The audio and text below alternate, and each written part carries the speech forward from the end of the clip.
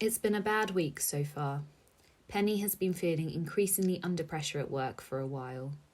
In her last supervision, her manager criticised her for being behind on her paperwork.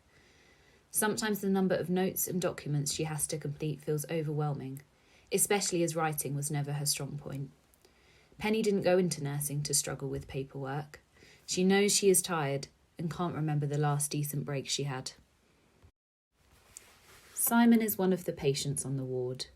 Penny liked Simon and couldn't understand what her colleagues were complaining about, but lately she has started to sympathise with their position. She knows that there is a plan for him to be discharged tomorrow. Typically, no one has communicated this to Simon, as they all know he'll kick off, upset everybody, and make the shift much harder. Penny decides she really needs to talk to him about it today. It's only fair to let him know the plans for him. Simon knows he has a quick temper.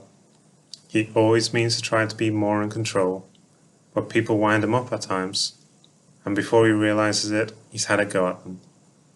It doesn't help that his voices are always having a go at him. Simon doesn't like being on the ward. He feels watched all the time, but he's really scared about having to go home. He doesn't want to get overwhelmed again. At least in hospital, there are people around to make sure nothing bad happens to him. Penny is trying to find the right moment to talk to Simon. She knows he likes to play cards, so that could be a good way in, but they are short-staffed again, and she's meant to be doing the observations today. She can't risk another telling off from her manager, so she doesn't really have the time to build up to talking about it with him. The shift goes by in a bit of a blur. There is one thing after another to attend to. It's about half an hour before she has to go home, and Penny decides it's now or never. She approaches Simon. He's looking hassled.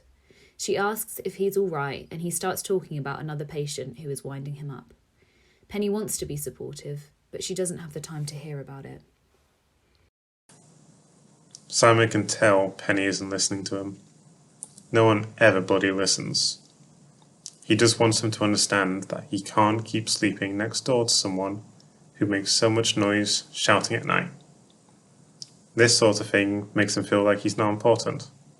His voices are yelling and telling him as much. It's making it hard for him to concentrate on what she's talking about. Penny is telling Simon that he's going home tomorrow. Simon is struggling to concentrate. There's too much noise in his head. Simon realises that he's shouting at Penny to shut up. You can see other nurses running towards them, but he can't stop. Simon realises he has fallen to the floor and being held down. The voices are yelling louder, taunting him, reminding him how unimportant he is. Why doesn't anybody ever listen to him?